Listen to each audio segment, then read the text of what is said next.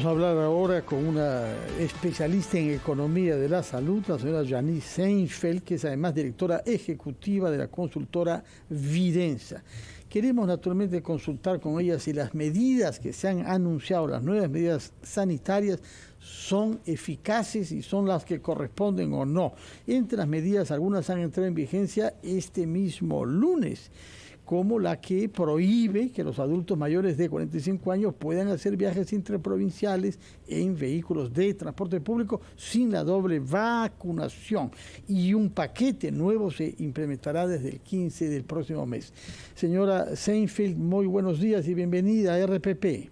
Muy buenos días, Fernando. Muy buenos días a toda tu audiencia. ¿Cuál es su opinión, por favor, en un primer nivel, sobre los anuncios hechos por el Ministerio de Salud respecto en particular de las medidas que entrarán en vigencia desde el 15 de diciembre próximo?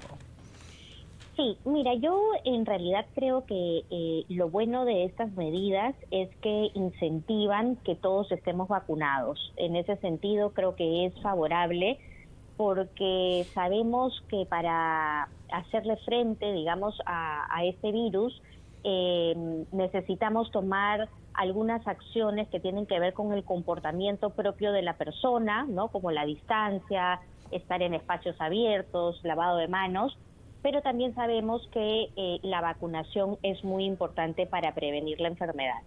Entonces, en ese sentido, yo destacaría que el hacer que los costos para las personas que no estén vacunados incrementen y los beneficios para los que estén es una buena cosa. Ahora, como todo en la vida, el diablo está en los detalles. Entonces, vamos a conversar una por una las tres medidas más importantes. La primera es que a partir del 15 de diciembre, los mayores de 18 años van a necesitar la pauta completa para entrar a espacios cerrados, ¿no? Y ahí yo tengo algunas dudas que creo que el MINSA tiene que tener en mente para poderlas enfrentar adecuadamente. Una de las más importantes es qué pasa con las personas que por salud no pueden vacunarse. En ese sentido, por ejemplo, hay países en Europa que lo que piden es un pase sanitario, que implica que muestres la vacunación o, en su defecto, una prueba molecular o de antígenos como una prueba de descarte hecha en las últimas 24 o 48 horas. Claro. El otro tema que me parece muy importante es que esto tiene que hacerse de una manera simple, ¿no? Que no sea engorroso para la ciudadanía, que es finalmente también a quien estamos tratando de proteger. Y para eso sería deseable que se trabaje en un registro único integrado, ¿no? Porque en estos momentos se pueden mostrar distintas cartillas, QR, cartillas en el extranjero. Entonces, si se trabaja en un registro único integrado que sea simple, sí, sería, digamos, un avance. Y el tercer tema que preocupa es qué pasa con las personas que por temas de registro no aparecen como vacunados. Entonces, todos estos detalles se tienen que trabajar, digamos, de manera muy fina para que se pueda hacer viable esta medida y que sea favorable para la ciudadanía. Claro, ahora, el tema, y no sé cómo lo han hecho en otros países, es cómo fiscalizar de que efectivamente se cumpla para todos en las condiciones, digamos, mejoradas, dando alternativas y dando facilidades, porque uno de los problemas que tenemos, acabamos de escuchar a la representante de Gamarra decir que les están cargando la responsabilidad de hacer una constatación de que la gente esté vacunada para poder ingresar al emporio, etcétera, etcétera. En el caso de los viajes interprovinciales, debería haber una fiscalización adecuada, pero en el sentido de transversal para todos, ¿no? Sí, ese es un excelente punto, Mónica, porque en realidad somos un país que además tenemos un alto nivel de informalidad a todo nivel. Así es. Entonces, la tercera medida, que es la de los transportistas y los servicios de delivery, ese justamente era uno de mis comentarios, ¿no? ¿Cómo se va a hacer el enforcement para que estas medidas realmente sean aplicables y no signifique que los formales tengan esta obligación adicional y los informales pasen por alto, digamos, las medidas, ¿no? Entonces, efectivamente, al ser Porque el espíritu no debe ser punitivo, sino preventivo. Entonces, ahí es donde me preocupa, básicamente, además, por una cultura nuestra, ¿no? Así es. Así es, debe de ser dar mayores ventajas para la gente que está vacunada y desincentivar a la gente que no quiere vacunarse.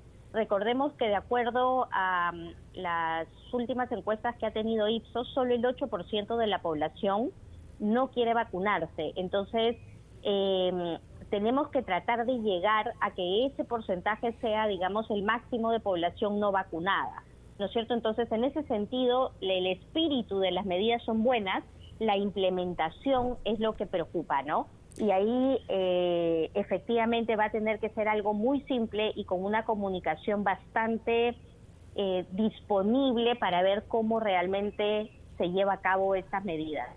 La otra que es así también, digamos, compleja y que va a tener que tener o precisiones o cambiarse es la de las empresas con más de 10 empleados que necesitan que todos los empleados estén vacunados, ¿no? Entonces ahí quedan como muchos huecos en esas medidas para que realmente sea un incentivo a la vacunación y no sea un castigo a la empresa o al transportista o a la misma ciudadanía, ¿no? Yanis, justamente ayer el ministro de Salud hablaba de la posibilidad de establecer la denominada muerte civil para aquellas personas que no quieran vacunarse en el marco de estas medidas restrictivas. ¿Usted cree que es una medida razonable o sería una medida razonable y cómo se podría, no sé, implementar una decisión de esta naturaleza? Sí, mira, yo creo que ahí, y eso probablemente sea un tema más legal, pero yo creo que en realidad a lo que tenemos que apuntar es a incentivar la vacunación de todas las formas posibles primero, ¿no es cierto? Por ejemplo, nosotros tenemos como país un padrón de toda la ciudadanía que se ha puesto operativa justamente para el tema de vacunación. Entonces, yo empezaría por utilizar, por ejemplo, ese padrón para hacer un análisis mucho más fino de qué es lo que está pasando en cada uno de los distritos y poder tener estrategias distintas en función de las necesidades de cada uno de los distritos. Esa es una herramienta que nos va a permitir, digamos, hacer un trabajo en el territorio para incentivar la vacunación, que la oferta llegue, ¿no? Garantizar que la oferta llegue y que la mayoría de las personas que tienen alguna intención de vacunarse, pues se puedan vacunar. Esas son medidas que yo tomaría antes que pensar, digamos, en temas como la muerte civil, porque creo que ahí entramos, digamos, a problemas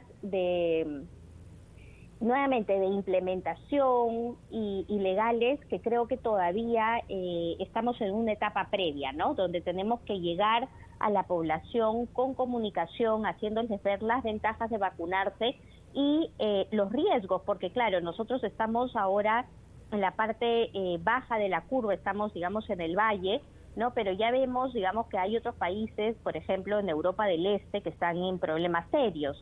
Incluso, digamos, tenemos países como Bulgaria, como Croacia, pero incluso Hungría, que ha tenido una cobertura alta, ahora está con casos de contagio bastante elevados. Entonces, sí creo que vale la pena saber y comunicar que la pandemia no ha terminado y que por más que estemos en la parte baja de la curva, las posibilidades de una tercera ola son muy reales, ¿no? De y acuerdo. que la forma más importante de prevenirla es justamente la vacunación y el comportamiento social. Señora Seinfeld, hemos recibido aquí en RPP a representantes del transporte terrestre interprovincial que se quejan de que no se hayan impuesto las mismas restricciones al transporte aéreo. Y se preguntan, ¿por qué 45 años? ¿Por qué solamente a los mayores de 45 años se exige desde ya, desde el día lunes, la doble vacunación para poder subir a los buses? Sí, en realidad es una pregunta válida, ¿no? Yo pienso que en realidad lo que ha tratado de hacer la autoridad es ver los focos de contagio. Pero es una pregunta válida porque el objetivo es que todos estén vacunados, ¿no es cierto? Entonces, ¿por qué servicios de delivery y por qué no otro tipo de servicios? por qué, digamos, ciudadanos de más de 45 años y no todas las personas mayores de 18. Yo creo que el objetivo nuevamente es tratar de que todos estemos vacunados.